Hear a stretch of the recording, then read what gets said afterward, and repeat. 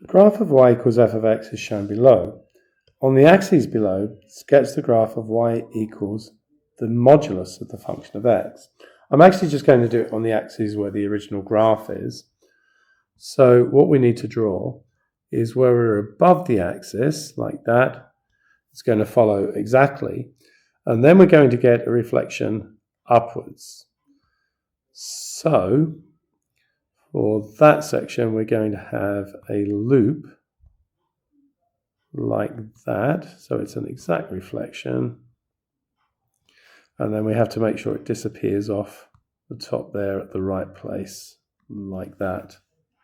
So that would be the modulus of f of x. The next one says, on the axes below, sketch the graph of y equals f of mod x. Now, f of mod x is going to be retain the part of the graph to the right and reflect it onto the left.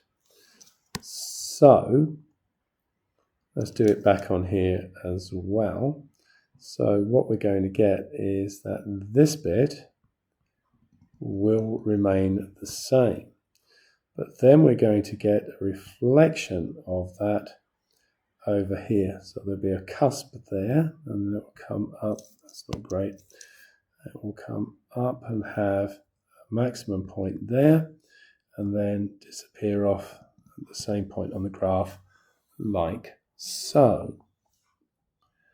And then finally,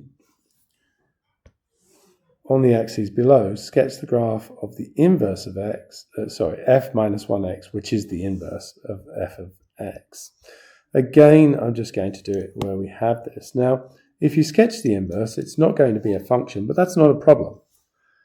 So we're just going to do the reflection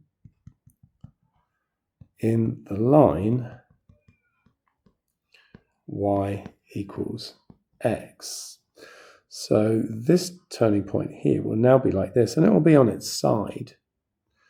And we'll have this turning point here will be reflected over to here, and they must cross there as well.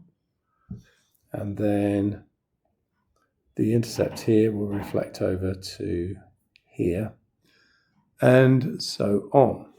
So what is going to happen here is it's going to go off the side of the graph here. It's going to come in from there, and it's going to take its maximum. So that's the reflection of this part just here.